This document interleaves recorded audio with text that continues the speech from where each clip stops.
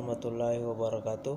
Perkenalkan, nama saya Muhammad Tardiansyah, NIM 2103015011103, kelas PJKRE angkatan 21. Baiklah, saya akan mempresentasikan hasil materi dari saya yang berjudul yaitu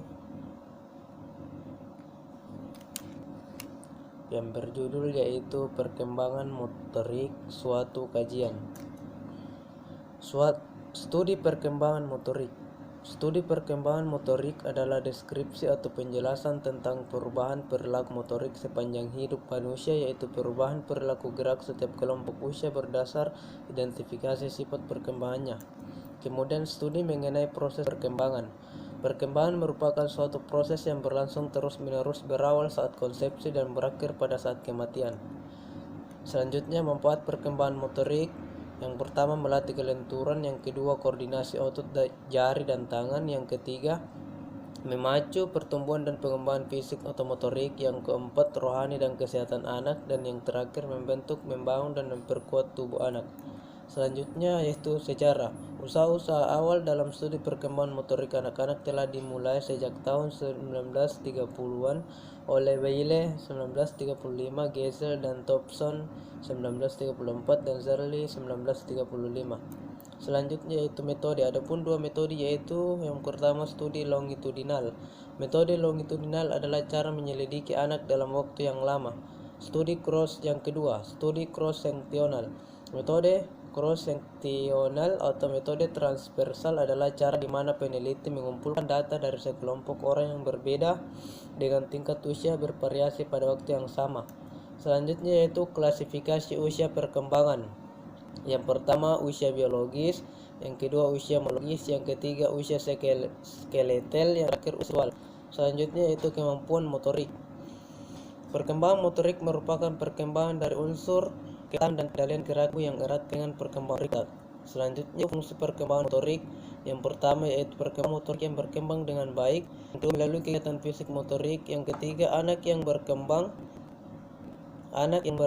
motoriknya baik akan dapat melakukan aktivitas sehari-hari secara mandiri. Selanjutnya yaitu kondisi fisik motorik yang baik. Selanjutnya perkembangan fisik motorik yang baik akan membantu anak untuk dapat bersosialisasi. Dan terakhir perkembangan fisik motorik yang baik. Selanjutnya yaitu perkembangan fisik. Perkembangan fisik merupakan hal yang menjadi dasar bagi kemajuan perkembangan berikutnya. Yang selanjutnya yaitu ciri-ciri fisik.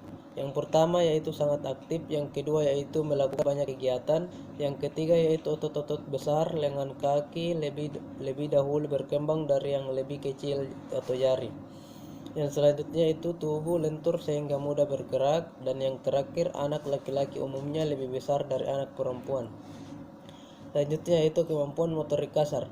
Menurut Catron dan Allen yang dikutip oleh Sugiono, kemampuan motorik pada dasarnya merupakan kesempatan yang luas untuk bergerak, pengalaman belajar untuk menemukan aktivitas sensorik motorik yang meliputi penggunaan otot-otot besar dan kecil memungkinkan anak untuk memenuhi perkembangan perseptual motorik.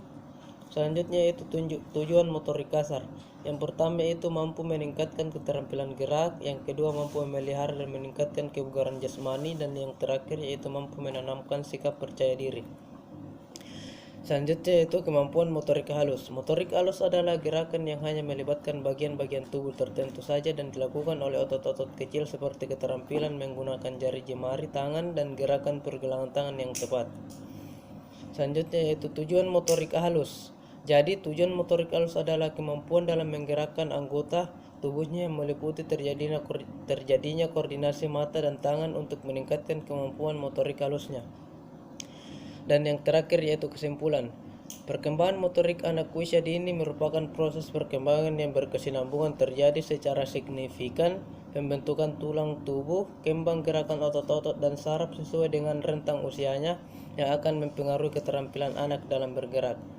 Sekian presentasi saya yang saya bawakan pada hari ini. Lebih kurangnya mohon dimaafkan. Wassalamualaikum warahmatullahi wabarakatuh.